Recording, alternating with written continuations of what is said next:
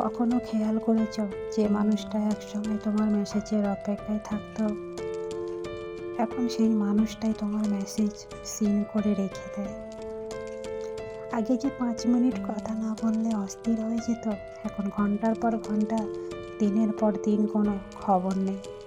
তখন তোমার মাথায় একটাই প্রশ্ন করে, সে কি আর আমাকে ভালোবাসে না? আমি কি কোনো ভুল করেছি, নাকি সে অন্য কারোর সাথে ব্যস্ত? কিন্তু সত্যিটা সবসময় এত সোজা না। আজ আমরা জানবো যে মানুষটা তোমাকে ইগনোর করছে, তার মাথার ভেতর আসলে কি চলছে। সব ইগনোর মানেই অবহেলা না। অনেক সময় মানুষ বাইরে থেকে চুপ হয়ে যায়, কারণ ভেতরে ভেতরে সে ভেঙে পড়ছে।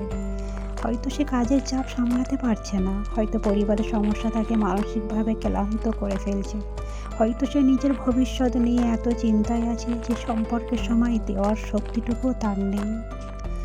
সে তোমাকে এড়িয়ে যাচ্ছে না, সে আসলে পুরো পৃথিবী থেকেই নিজেই সরে যাচ্ছে।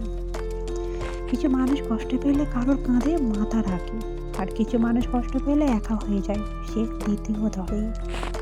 সবাই ভালোবাসে, কিন্তু সবাই ভালোবাসা সামলাতে পারে না।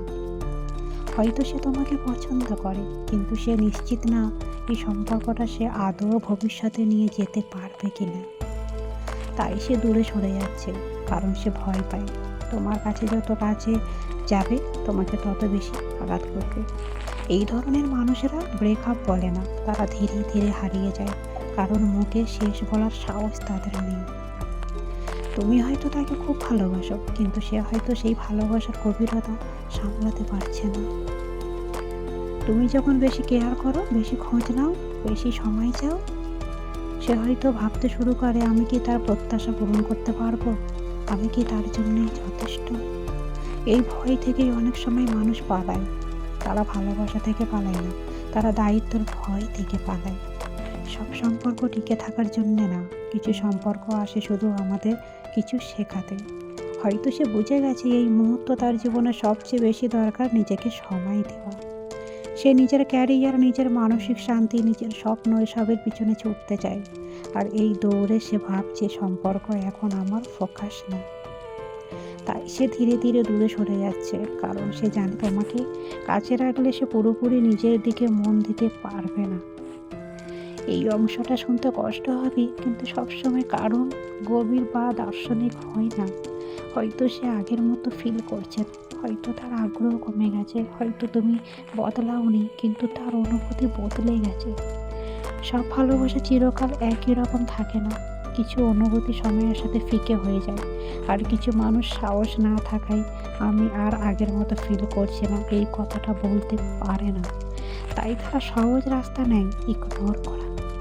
সবচেয়ে বড় ভুল কি জানো? তার ইগনোর করার উত্তরে তুমি নিজের সম্মান ইগনোর করা শুরু করো।